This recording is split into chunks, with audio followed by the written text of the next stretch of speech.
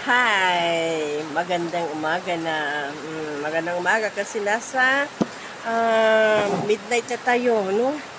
Hating gabi. May sasabihin lang ako, guys. Alam nyo, no, mahirap pala pag tumanda tayo. Tapos, wala tayong anak sa tabi natin. Tapos, parang mayroon man tayong anak pero nasa malayo, no? Walang tinitindig na nasa tabi lang natin all the time, na lalo na pag nakakaedad na tayo, pag may maramdaman tayo, no, parang pinipigilan natin ang sarili natin na hindi lang tayo magsalita, parang ano na lang, sinasarili na lang yung mga nararamdaman. Awang-awa talaga tayo sa mga ganun, guys, kasi ako, nakikita ko yung uncle ko na wala siyang anak. Parang nagtataka ka na lang kung bakit galaw ng galaw habang nakaupo na doon sa wheelchair, no? Nakaupo sa wheelchair. Nakikita ko parang galaw siya ng galaw, no? Maintindihan.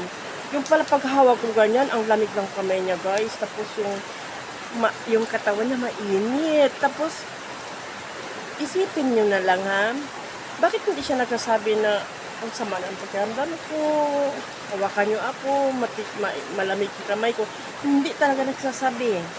Pero nakikita ko yung paa niya, parang hindi lang siya komportable sa paa ko. Kaya sabi ko, ilagay sa tamang lugar yung paa niya para lang ano ba, maging komportable siya.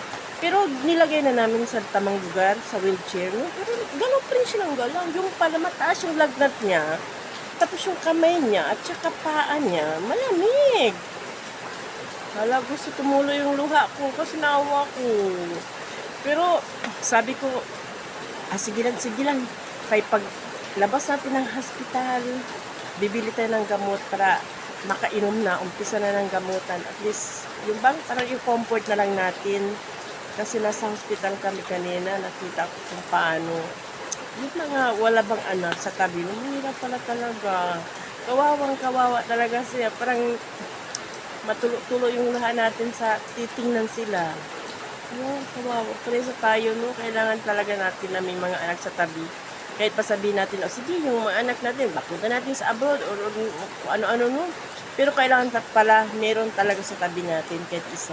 Yun lang, guys.